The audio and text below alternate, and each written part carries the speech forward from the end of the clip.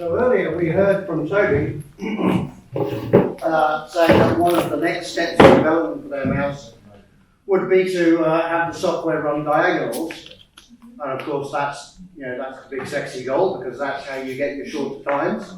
Although, as you may discover tomorrow when you look at the contest maze that we've got, that's not always the case. It's not. But it sometimes can seem a very, very difficult task depending on where you start from. Right? There are hard ways and easy ways to do it. I have no idea which Derek's going to tell us about. We'll all find out together. The hard way, I'm sure. The first thing I'll say is that there are lots of ways to do it, and this is one way. I've tried lots of different ways. This is what I've been doing with Mr. Fusion, and I think it's mostly what is done with most of the mice. Anyway, you've built a mouse, probably a UKMARS bot or your own or whatever it is, and you can turn left, you can turn right, you can turn around, and that's all you need to do to get to the middle, to get the job done, to get things done quite well. Probably the next stage, once you've got a mouse that can reliably get to the middle. I wouldn't attempt it before that. You should be confident that your mouse will get to the middle because it can make it more difficult.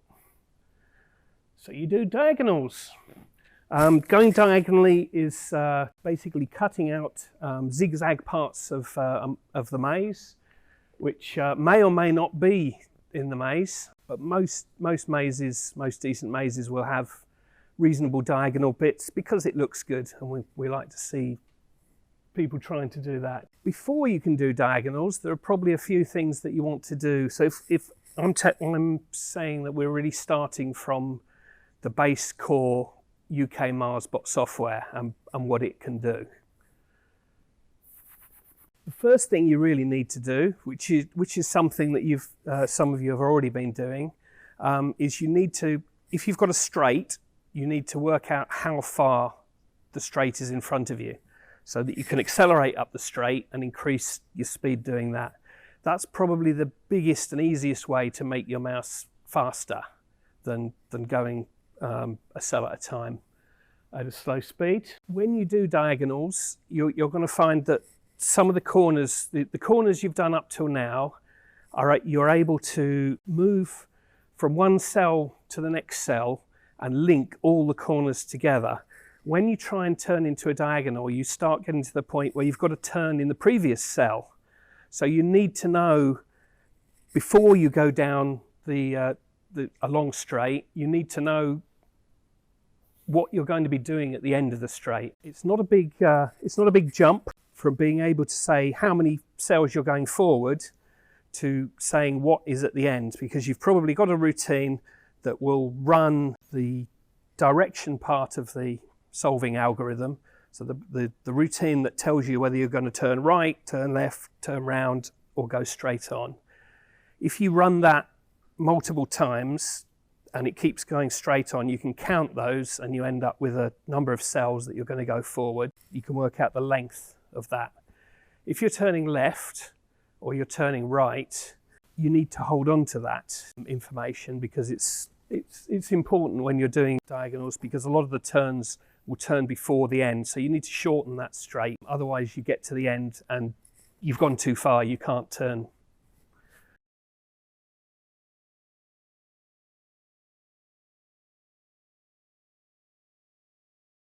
When you're just turning left and right, you've really only got one type of turn, which is a left or a right. When you're doing diagonals, you need a minimum of 7. These are the different types of turn that you might need to do. It's not just left and right. You could have to do 135 degrees to go around corners, and anyway, we'll go through that. Most mice will use 9 different types of turn, and a couple of those turns aren't actually diagonals, but I'll go through those in a minute. From ones that I've seen proposed everywhere, there could be as many as 15 types of turn. Every one of these turns has to be set up and made to run properly. So there's a lot more setting up than there is just doing a left or a right turn. And then the same again for the right-hand turns. So you could end up doing 30 different types of turns. Diagonals are thinner. You have to consider the reduced size. Your mouse must be thinner than it does to go down a straight. Luckily, the UKMARS bot was always designed at that sort of size, so it's thin enough. So the effective corridor is roughly 11 centimetres wide rather than the sort of 16 that you get down a normal straight. So most mice are 8 or less centimetres wide. Obviously you can do it all the way up to 11, but the less space you've got either side, the harder it is. So you need a higher control accuracy.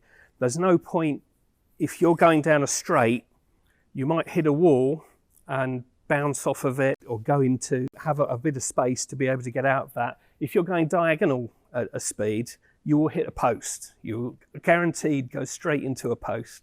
So you have to have a mouse that's under control, and hitting posts at high speed can break your mouse. So you probably need a tougher mouse than one that only goes down straights. These are things you've got to think about.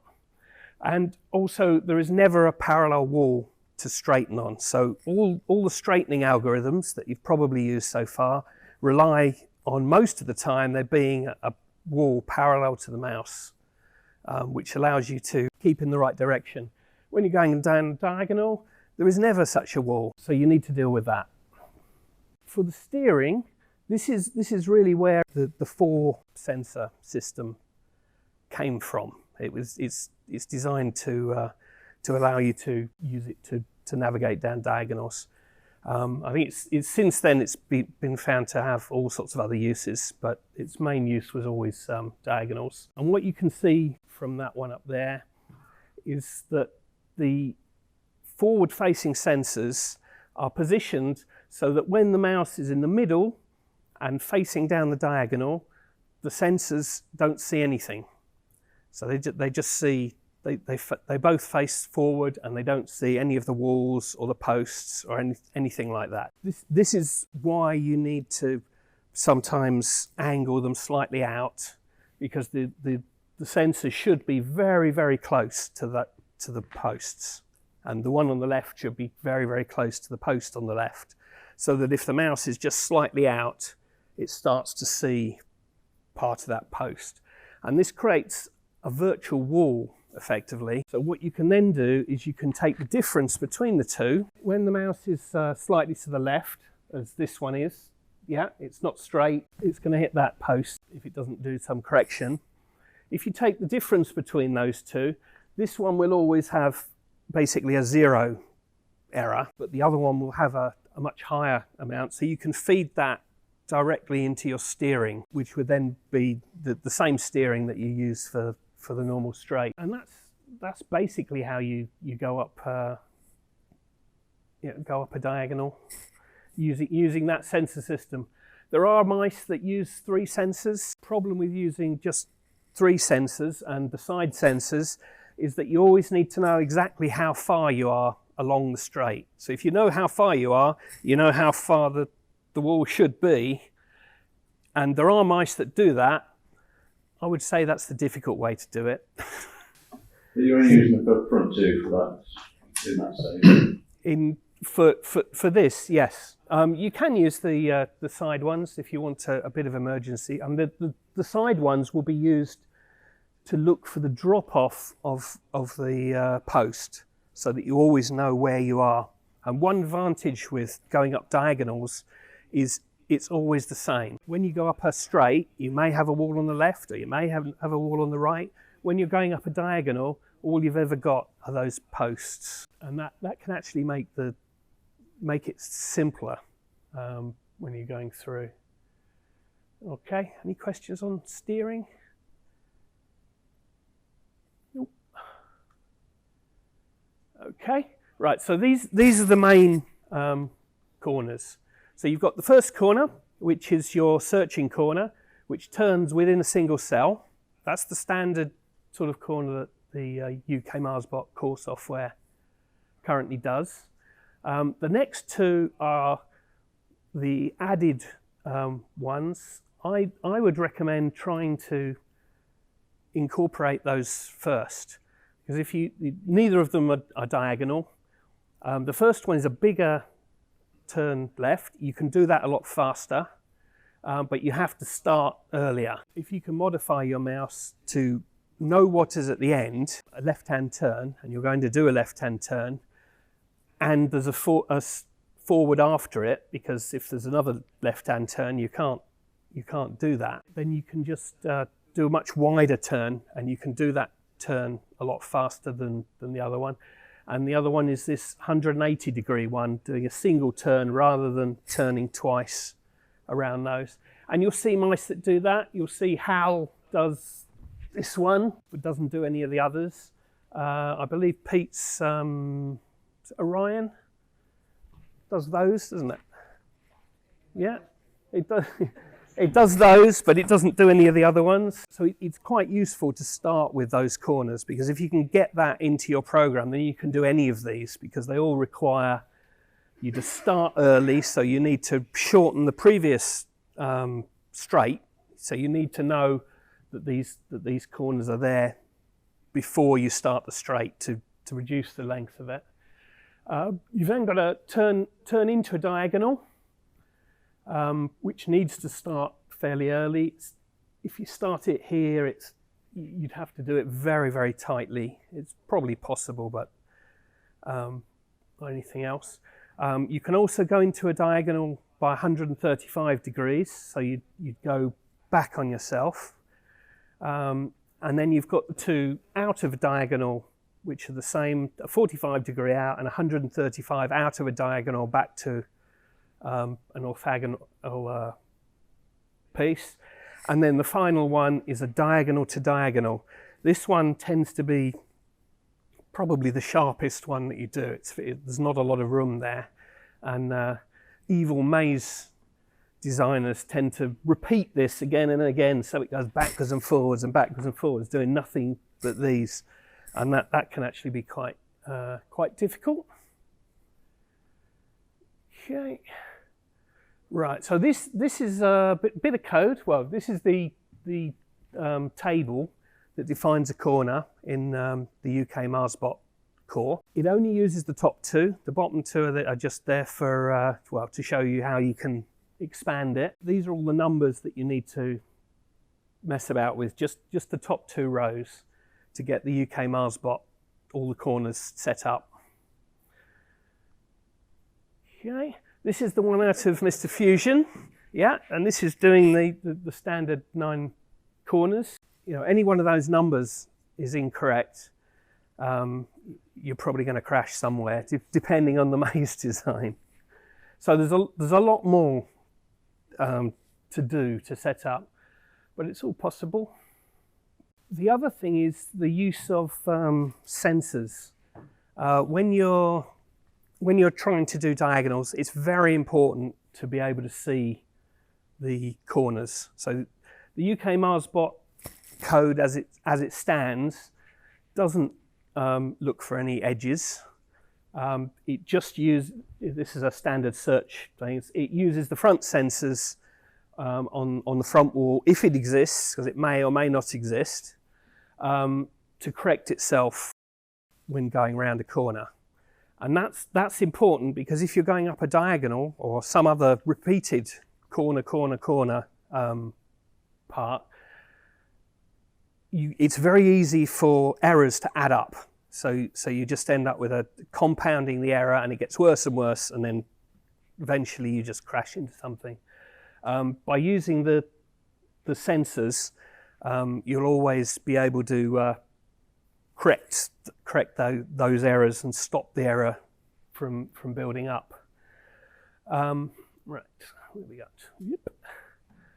Okay, so if you're doing a much wider corner, the front sensors can still be used to look at the front if they work at that range. This is one reason to have sensors that have a half decent range, and I would suggest that you really need the sensors to work over 1.5 cells at least. But what is very important, and why the sensors are set up like they are, is that you shouldn't start that corner until this sensor has seen that edge. So that's starting to dictate the exact angle that you put your sensors at, and it's why they're at a particular angle. Usually you would do it a bit steeper than that, so you'd have a straight bit and a steeper bit and a up, but the more curvy you can do it, the faster you can go around that corner.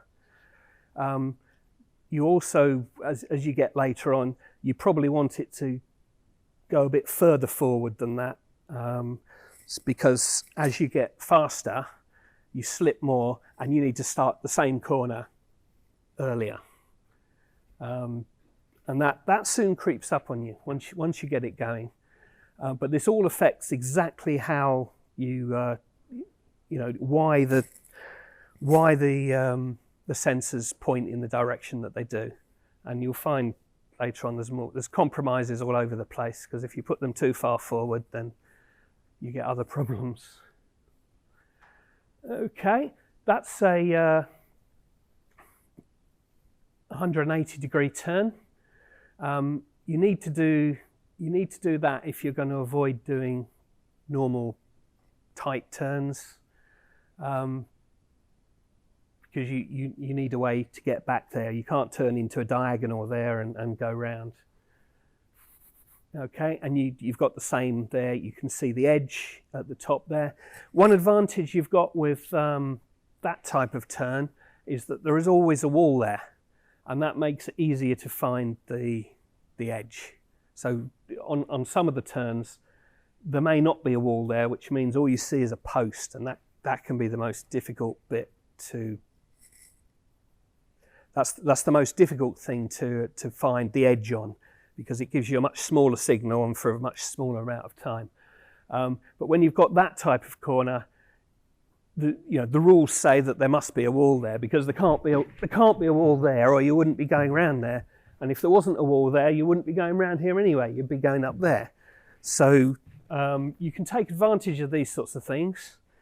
You can also use the front sensor if this wall over here is available. Okay, the next one is going into a diagonal. Again, you can use the front wall to make sure the position is right. You always use the side sensor to make sure that that you get past the end of that before you turn into it, so that you turn into the right point. Because the diagonal is much thinner than the normal one, the position that you're at is much more important. If you turn, you don't have much space to. It's got to be fairly accurate. The diagonal sensors again work in your favour slightly there, in that if you're turning into a diagonal and you're up a bit, you're not quite in the middle, then they'll then move the position, because the edge will be seen further forward, and they'll put you in the right position to go. But the best place to be is right in the middle where you're supposed to be. Right, so the next one is 135. Again, that's similar, but that goes into a diagonal that goes backwards on you.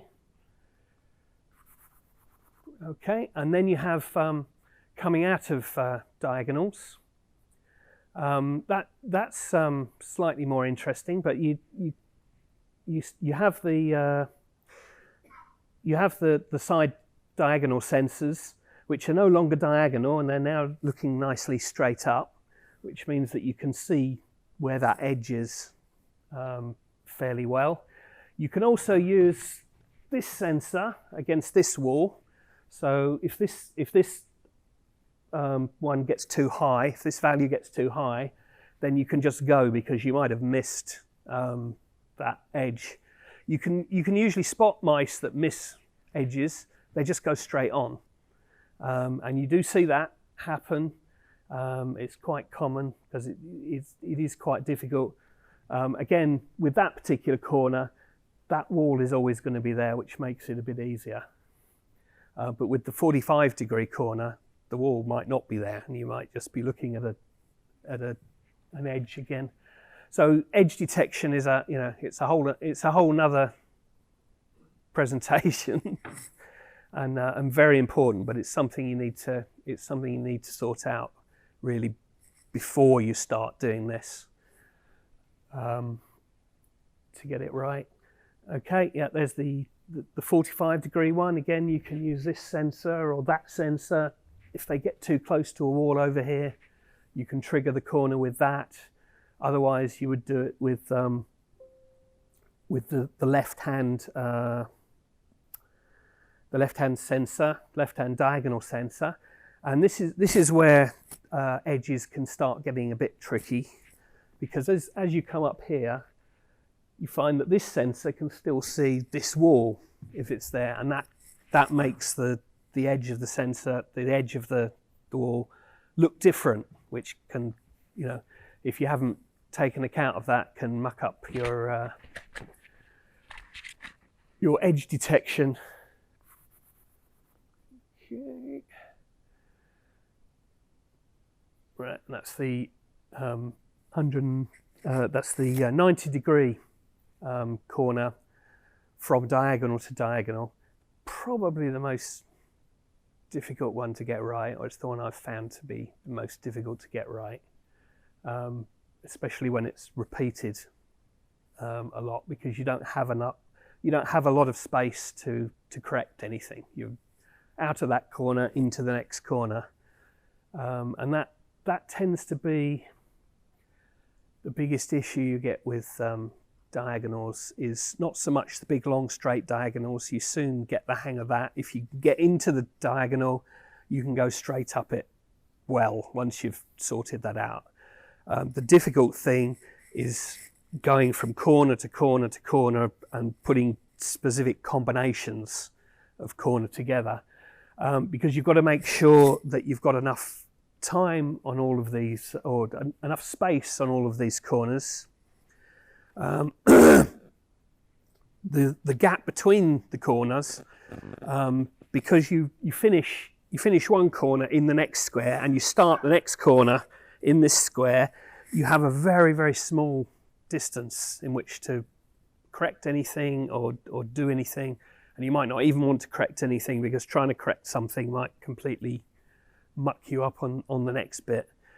So you need to make sure that the corners that you create flow into each other, and you don't have a point where 135-degree corner ends after a 45-degree corner starts, because if you do that, you're already too far forward, and you're going to do it. So that's where all the design of all these corners and the exact parameters behind them comes in, which is really the difference between most mice. Well, when you're actually traveling diagonally, you tend to do twice as many spaces. So really half a diagonal would go from there to there. Yeah, so you're there, because one of the things you have with a diagonal, when you're on a straight, if you come up to a junction, you can turn left or you can turn right. But on a diagonal, you can only turn left. If you can turn left, you can't turn right. You have to go another half a square forward, and then you can turn right. So you can see that as you come up the diagonal, you can turn left there, but you can't come out of the diagonal to the right. You'd end up straight into that post. You'd have to move to there, and then you go right. So you go up the diagonal, basically half a diagonal square at a time. So if I say go forward 1, what I actually mean is go forward half a square. And you need to keep track of where you started or where you are, but usually the solver just sorts that out.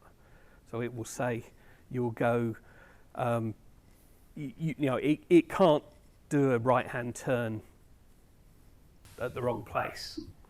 But if I understand your intent, because it is a difficult question, right?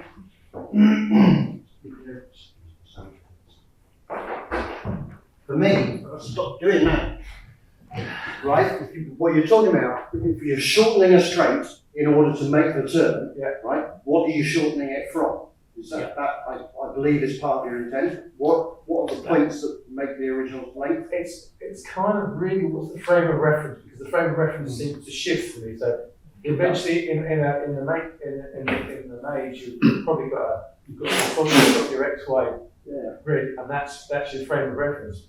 And now you're tipping it onto 45 degrees. So I can only describe what I do.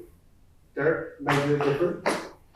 If I was trying to do a fast turn here, like that, okay, my reference point is here, because that's where I would do a pivot turn to get the equivalent result. Yeah. Right? And if I was doing if I was doing this turn, my reference point would be here, because that's where I would do a 90-degree pivot point to get the same result. Yeah. Right? The difficulty comes when you are doing a turn which has an orthogonal entry and a diagonal exit. Correct. Yeah. What's your pivot point there? You have to kind of just decide. So you could pick this because that's the pivot point that puts you on the diagonal. Yeah. Or you could pick this because if you were converting from a series of left-right turns, that's where the pivot value would be. That's if I understood your question, those are the 2 points I picked. Sorry for That's right. They're all the same point. So although normally you would turn there, the mouse actually thinks it's going to there. And if you look at that, I won't go back to it. But if you look at those, if you look at the table, which had a whole load of data in it, you'll find suddenly that you'll end up with things like negative. So it defines things like how far you go forward into the thing. You'll find negative numbers in there, and that's because it's before, it's how far you are before that point. So you're turning before it. But no, I understand what you mean. On anyone that's going into a diagonal, it would have the same point as you would for your normal one. It would just have a negative number showing that you were further back. When you're in the diagonal, I would be using basically there as the point. But going forward half. Yes. Yeah. So once you've done the 45, you should end up at the beginning of a diagonal. Right. And of course, the length of the diagonal is different. It's a little bit. It's a little bit longer, but in the case where I look at it, it's a bit shorter because it's actually half the length of the length of the diagonals. Okay. Just to add to that, you said already that depending on the move, depends when in the previous cell you've got to start the turn. Yeah. And so there's an obvious overlap, or potential overlap from one turn to another. You've got that whole table of predefined settings, excellently as we call the predefined point you're going to start the turn. Yeah. And you pre-calculating all of that at the start of a run to work out this overlap, or are they just read in sort of real time? No, it's all in real time. So really, all you need to do is you've got your routine that calculates how long the thing is, the straight is. So say it's 10 cells, and you can multiply that by 18 to give you the length that you've got to go. You can then take off of that the number which is relevant to the corner that you will do at the end of it. So that's why you need to go forward and you need to calculate what corner you're going to do at the end of the straight. And that's as far forward as you need to go. That gets you into the diagonal. That will get you into the diagonal. Then you do exactly the same thing for a diagonal. If you're going from a diagonal to a diagonal, I thought it was a scenario you mentioned where depending on how they sort of piece together. Well, you'd have to change all that corners size. will have a straight between them. So it's always corner straight. That straight may be 2 millimeters long. Right. Yeah. Depending, so the straight starts off well, as a normal straight. So if you do a wide corner round one, you will then have a straight. If you didn't have a straight, you wouldn't do the wide corner because you might need to turn left or right immediately. But that takes off half of the straight. If the next corner is another big wide corner, that will take off another half a straight and you'll end up with no straight at all. But you've got to make sure that those don't overlap, because if they overlap, you'll end up turning to that. That's what I was saying. Yes. How do you prevent that bit? You prevent that by making it, if you start to do that, then you make your corners slightly tighter until they don't overlap. Yeah, no, well that's that. This was the point I was trying to make with the different sites of, all the different turns, and you can spend all day doing the 2 turns on the UK, the current one, and now you've got lots of turns to try and do. So you are going to have to do that. And yes, you should design all your turns to work at the fastest speed you think you're going to be able to go at.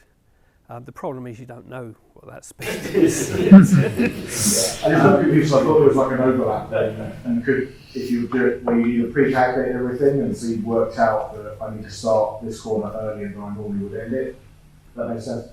But if you've got enough headroom that you always I'm trying to explain. I mean, there have been talks before about exactly how you calculate a diagonal route. The one thing I will say is it's got nothing to do with the solver. You don't need to have a solver that solves diagonals to be able to do diagonals. You can convert the zigzaggy type thing that you'll get out of a normal solver, or a shortest solver or whatever you've got. Later on you might want to sort that out so that it's more positive to diagonals or anything else, but you don't have to do that. And I would do this first before mucking about with your solver. You don't have to change your solver at all. Basically, all you need is you need to know what the turn is at the beginning, because that may have finished later than the edge of the thing. You need to know how long the straight is, including whether that straight is nothing, which it could be. And you need to know what type of corner you're going to be doing at the other end. And from those parameters, you can tell what you need to do up to that point. And when you get to the next straight, you do the whole thing again. I mean, you can calculate the whole route if you want to, and create a route, and that's another way to do it. But you don't necessarily have to. You can do it all on the fly. I think to work out what the corner is at the end, you need three. You need to know what the next 3 corners are from the orthogonal point of view. So if you turn left and then left again, yeah, you will. So if you're coming up here and you do 2 lefts, then you can change that into a 180-degree turn. But if you do 2 lefts and then a right, you've got to turn it into 135-degree into a diagonal turn. So you need to know what's at the end of the corridor, and you need to go on about 3 turns from that to be able to work out all of these different combinations and the ways. Yeah, this is the 90-degree corner, and this is a point where you need to make sure that when you come out of the corner, so this is at the end of the corner, your sensors haven't yet gone past the edge at the top, because you're looking for exactly where that edge is. So this again compromises where you can point the sensors. You can't point them too far forward, you can't point them too far back for different reasons around this sort of thing. Okay, and then you need to turn to go round.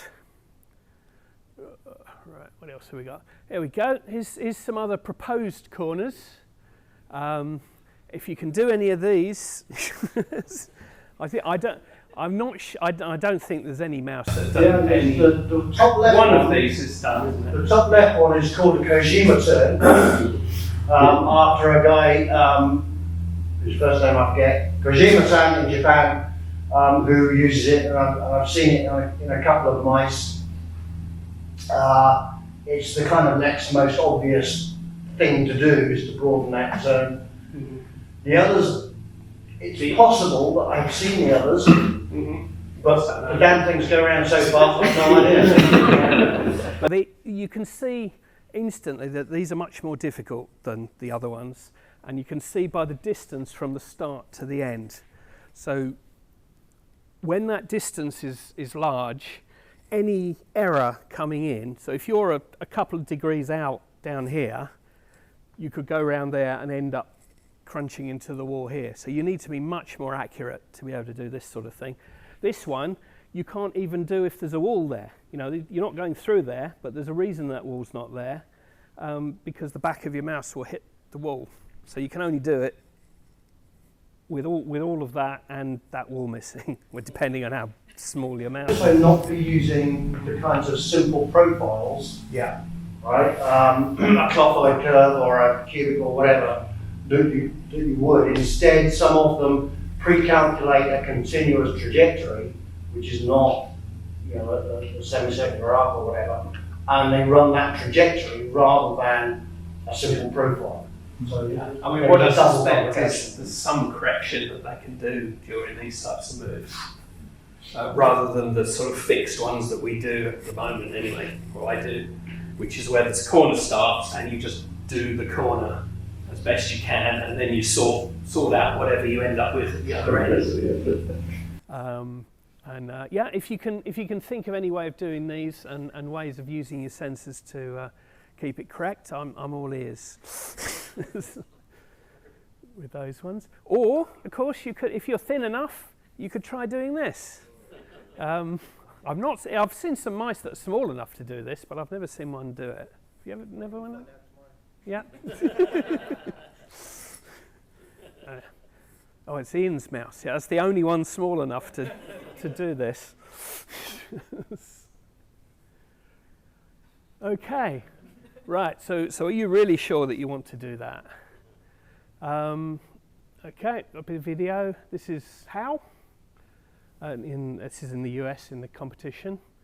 What we really notice about this maze is it has a huge great diagonal, and not a single person went that way. They all went the other way, which has very, very few, which means that a mouse like this can do quite well.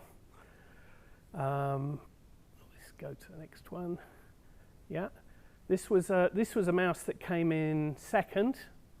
Yep, and doesn't. Yeah, go on. Yeah, and he does not do diagonals. So that's what you can do with a mouse without doing any diagonals. It's the only mouse I've seen with a fan that doesn't do diagonals, but he does assure me that that's what he will be doing. He got second place, yeah, and absolutely. So if you do get an evil maze designer who just likes diagonals, and you can do diagonals well, you can do this. And this is that. There you go. No, I've no idea what mouse this is. Yes. It's traditional, by the way, to moan about the maze. Oh, absolutely. Yeah. Too many diagonals. Not enough. We unveiled the maze and we both go,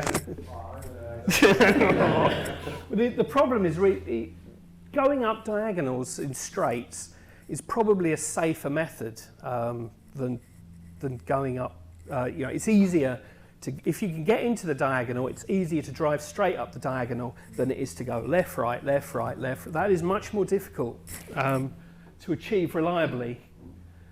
So we'll just see that again. But yeah, this is from Portugal, and he likes his diagonals. Okay, so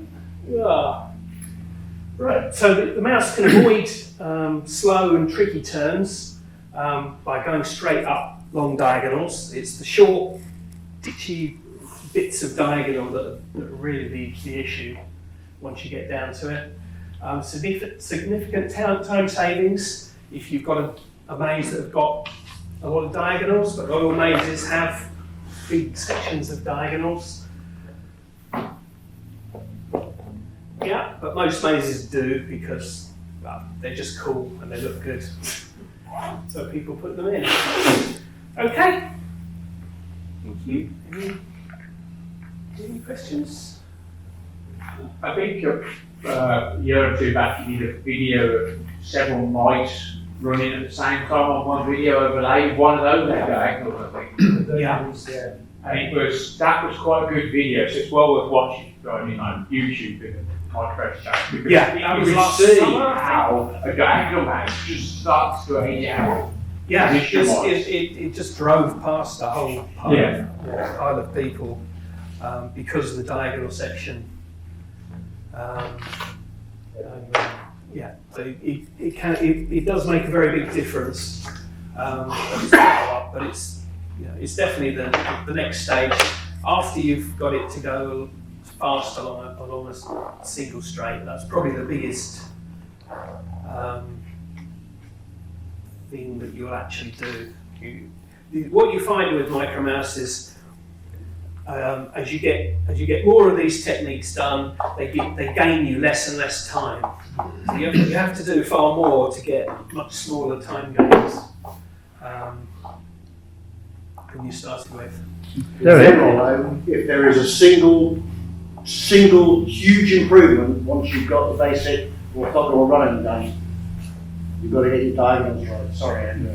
That's okay. So I was curious, so you mentioned for your corners, you most of the time have fixed parameters you're tuning based on your maximum speed. And then Peter mentioned that there are people who are using the trajectory where they have a path. So do you think there's an advantage in terms of going to a trajectory where you kind of have a dynamic path instead of... It's all about jerk, really, smoothness, moving from one corner to another. So all of that is about reducing the.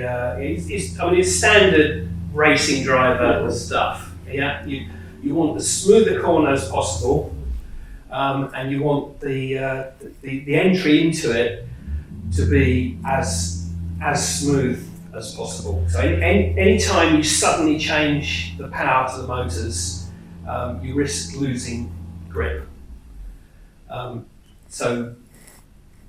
We've had people who've been trying to calculate, just the best curve that you can. I think one of the problems you get is the type of sensors we use aren't really up to the job. I got one about sensor positioning. I'd taken away the message that when the mouse is in the centre of the cell, the sideways sensors should point at the posts. Is that right? I point them probably just in front of the posts or half on the post, but just in front of it. But just different things, depends how you set your corners up and all the rest of it. The important thing is that you can do those corners and the sensors have gone past the post so that you see the corner, but they're not too far forward to miss the post on other corners. My question was about the target point staying the same, so the sensors illuminate the same spots, but they come from different places on the mouse. Is there some reason why it can't be the centre of the mouse or No, 30 millimetres in front of the mouse? Does mice, that angle matter? Some of them are in.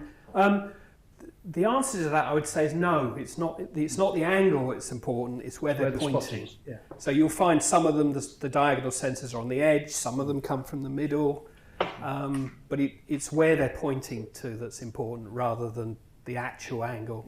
They often, especially on a smaller mouse, they'll come from the middle and across Yeah. to avoid saturation as you get close. And it's not getting close to a wall running down an orthogonal section. If you just picture in your head this diagonal thing here, right? And you want, these sensors are important. Well, they actually get a huge signal because they actually come very close. And if they're near 45 degrees, they get a huge perpendicular response. So some people actually have dual level sensors for that. They'll turn down the power in the diagonal so they get more adequate range. Okay, and I also need to thank Shannon, who did most of the graphics and stuff on this. Gorgeous. Very good, actually.